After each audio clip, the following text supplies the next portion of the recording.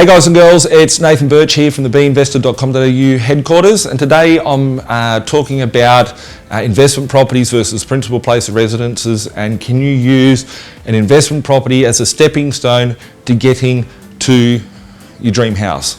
For me, I was only thinking about it probably a couple of months ago. I remember when I moved into my dream house. It's not my dream house, it's my dream property. I'm going to knock the house over and build a mansion. Just waiting for council to pull their finger out, but it's a separate issue. With it, I remember packing up some newspapers. I do like to collect some mementos so I can show my children and grandkids that I wasn't just a boring old fart when they think I'm in the future. And the fact is that I picked up these newspapers and I was on the front cover and it said, Sydney's own Donald Trump. Let's just be clear on something. That was before everybody hated him and he became a wanker trying to be a president. So there's no love there or love loss. I'm leaving that to the side. But they did make the reference to me being the Donald Trump of Sydney. And the fact is that I had a bit of a laugh to myself. I had 150 properties at the time. It was a few years ago. And thinking back, I'd built an empire from a property standpoint, but I didn't actually own a principal place of residence. So that's quite ironic in itself. And then when you break it down a little bit further, is that I actually think a principal place of residence is an emotional purchase. What do I mean by that? Let's say, for instance, we've got $500,000. We've got 500 grand here. It says cash. It's my air cash. It's like my air guitar, but it's just cash. Let's say I've got $500,000 and I wanted to go and buy a car. I could go buy a Lamborghini, maybe an Aventador if it had a few dents in it or something, but let's say I can buy a Lambo just for the fun of it, right? It's going to be so cool, I'm going to pick up so many chicks in that car. But the reality of it is that car is an emotional purchase. I could use that same 500,000 to go and buy 20 Ford Falcons and send them out to be taxis and to produce me an income, so I can use that income to then go and buy a Lamborghini. So let's just break it down again. You can use your 500 grand to go buy something that's going to be an emotional product, which I could deal with the same $500 Datsun. It'll still get me from A to B. Or I can use it to set it up like a business. If you use it from a business perspective, those 20 taxis will bring in an income to pay for your Lamborghini and to pay for your boat and to pay for whatever else you need.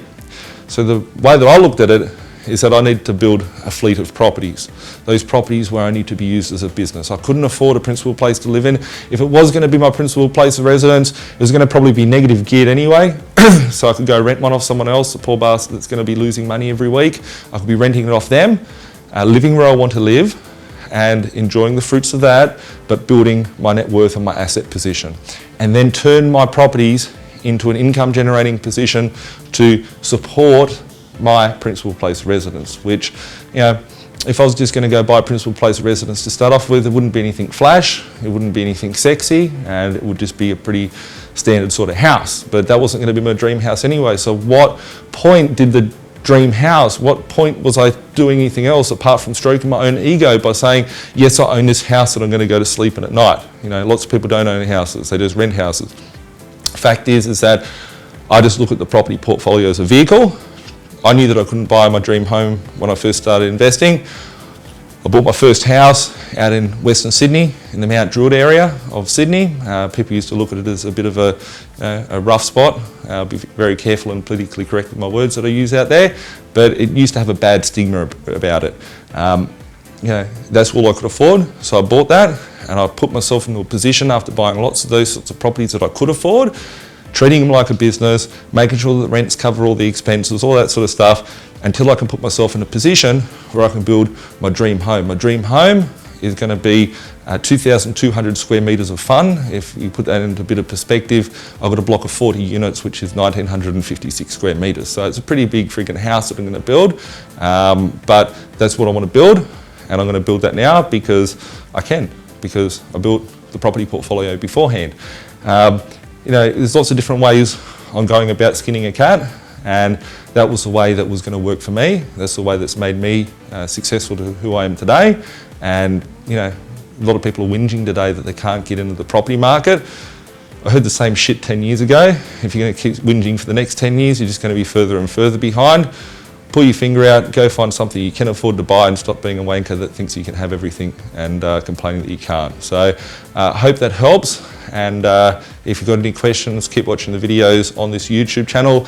You can email us at admin@binvested.com.au or give us a call at 1300 367 925. Have an awesome day.